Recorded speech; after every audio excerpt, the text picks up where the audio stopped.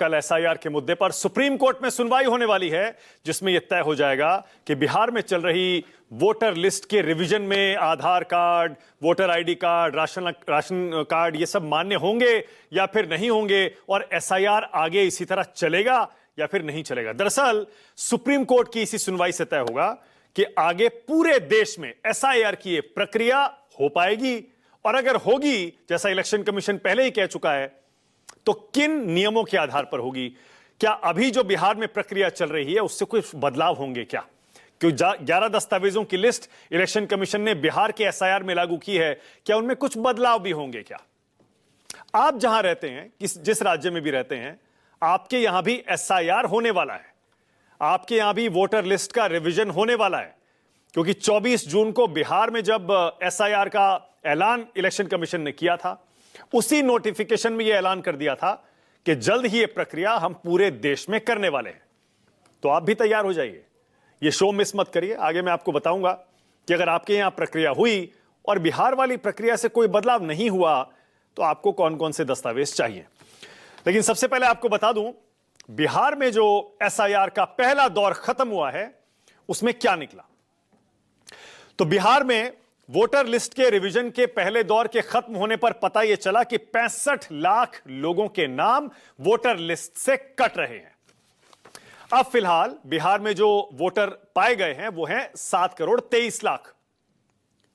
पहले 7 करोड़ 90 लाख के आसपास थे, 7 करोड़ 23 लाख। फॉर्म जमा हुए हैं 99.86%। अब यह 65 लाख का आंकड़ा कहां से आया जिनके नाम कट रहे हैं? तो वो ऐसे आया, 22 लाख लोग मृत पाए गए हैं जिनका नाम वोटर लिस्ट में था, 35 लाख लोग पलायन कर चुके हैं, 7 लाख लोग ऐसे हैं जिनका 2 राज्यों में नाम रजिस्टर्ड था, और 1,20,000 लोग मिले ही नहीं। इस तरह हो गया 65 लाख, और 7 करोड़ 90 लाख के आसपास वोटरों की लिस्ट थी बिहार की। अब रिवीजन के बाद उसमें से 65 लाख नाम कट जाएंगे। अब तेजस्वी यादव तो यह कह रहे हैं, अगर वोटर लिस्ट से नाम कट गया तो ना राशन मिलेगा, ना पेंशन मिलेगी, ना और कुछ मिलेगा। क्या ऐसा भी हो सकता है क्या? इस पर भी आगे डिबेट करूंगा, लेकिन जल्दी से पहले बिहार की एक टाइमलाइन आपको बता दूं। अब जब पहला दौर एसआईआर का बिहार में खत्म हो गया है, आगे 1 अगस्त 2025 अब वोटर लिस्ट जारी हो जाएगी। ड्राफ्ट वोटर लिस्ट इसे कहते हैं, अगर सुप्रीम कोर्ट ने इसमें कोई बदलाव नहीं किया तो। फिर उसके बाद 1 सितंबर तक दावा और आपत्ति करने की आखिरी तारीख है। वैसे इस दौरान भी नाम जोड़े जा सकते हैं और दस्तावेज भी दिए जा सकते हैं। फिर 29 सितंबर तक दावे और आपत्तियों का निपटारा हो जाएगा, और उसके बाद 30 सितंबर को बिहार में चुनाव आयोग आखिरी वोटर लिस्ट जारी कर देगा। यह शेड्यूल है, यह तारीखें नोट कर लीजिए। अब इलेक्शन कमीशन का कहना है कि ये जो 65 लाख लोग नहीं मिले, इन सब की लिस्ट हमने सारे राजनीतिक दलों से साझा कर दी है, ताकि वो हमें मदद कर सकें इन लोगों को ढूंढने में या इनके केस को रिजॉल्व करवाने में। अगर कोई दिक्कत है, इनको कोई आपत्ति है, तो वो जाएं, इन लोगों को हमारे पास लाएं, हम इनके केस सुलझा देंगे। कौन कौन से दलों के साथ ये लिस्ट साझा की गई है? BJP, Congress, RJD, JDU, BSP, LJPR, CPM, CPI ML, आम आदमी पार्टी, आरएलएसपी, आरएलजेपी और एनपीपी। इन सारे दलों को ये 65 लाख लोगों की लिस्ट इलेक्शन कमीशन ने दे दी है। अब सुप्रीम कोर्ट में कल जो सुनवाई होने वाली है, बहुत ही अहम सुनवाई, क्योंकि इसका असर सिर्फ बिहार ही नहीं बल्कि पूरे देश में होने वाली एसआईआर पर पड़ सकता है, और बहुत सारे ऐसे अनसुलझे सवालों के जवाब सुप्रीम कोर्ट की सुनवाई में मिल सकते हैं जो अभी तक नहीं मिल पाए हैं। जैसे वोटर आईडी से पिछले चुनावों में जिसने वोट दिया वो वोटर आईडी क्यों मान्य नहीं है भाई? आधार कार्ड जिससे बाकी सारे दस्तावेज बन जाते हैं, वो 11 दस्तावेज भी जो इलेक्शन कमीशन बिहार में मांग रहा है, वो आधार मान्य क्यों नहीं है? राशन कार्ड मान्य क्यों नहीं है? नागरिकता तय करने का कौन सा अधिकार इलेक्शन कमीशन के पास है या नहीं है? बहुत सारे सवालों के जवाब मिलेंगे। आपको बता दूं, 7 जुलाई को सुप्रीम कोर्ट का दरवाजा कई दलों ने एक साथ खटखटाया था, और सुप्रीम कोर्ट ने उस सुनवाई में, हालांकि इलेक्शन कमीशन की इस कार्रवाई को, एसआईआर को रोका नहीं था, लेकिन यह सुझाव जरूर दिया था चुनाव आयोग को कि आधार कार्ड, वोटर कार्ड और राशन कार्ड को बिहार की एसआईआर में मान्य कर दिया जाए।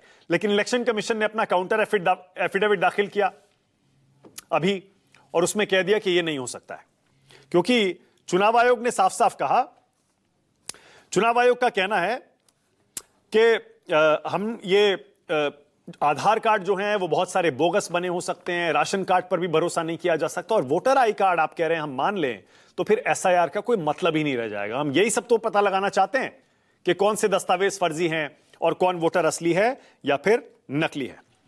अब सुप्रीम कोर्ट में ईसी ने क्या क्या कहा था।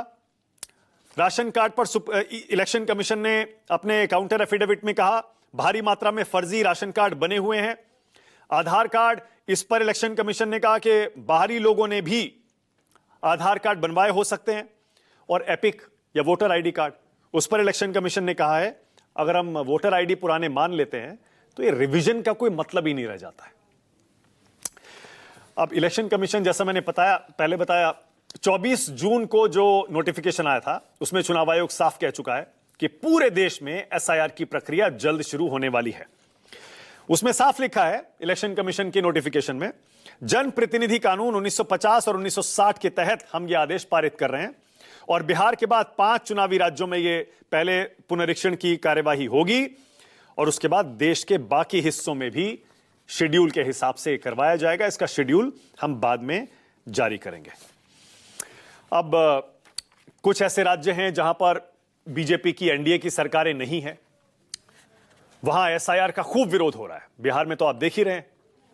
इसके बाद तमिलनाडु और बंगाल, यहां से विरोध के स्वर बहुत ही तीखे सुनाई दिए हैं।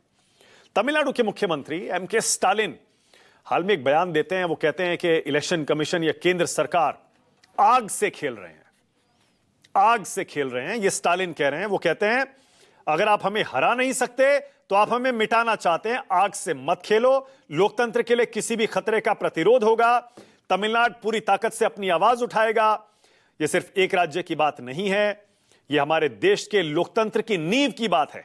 यह जनता का है, इसे चुराया नहीं जा सकता। इसी तरह की कुछ बात ममता बनर्जी ने की अभी 2 दिन पहले। ममता बनर्जी कह रही है बंगाल में तो हम नहीं होने देंगे, हम एसआईआर की परमिशन बंगाल में नहीं देंगे। एसआईआर की कवायद की योजना बन रही है।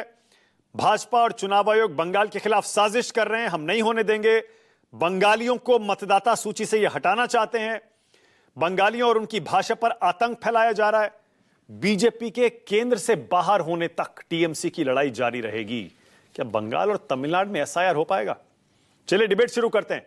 राष्ट्र की बात में आज का सवाल आपकी स्क्रीन पर। आज का मेरा पहला सवाल, बिहार में कटे 65 लाख वोटर, देश में क्या होगा? और दूसरा, कल सुप्रीम कोर्ट में क्या टिक पाएगा बिहार का एसआईआर?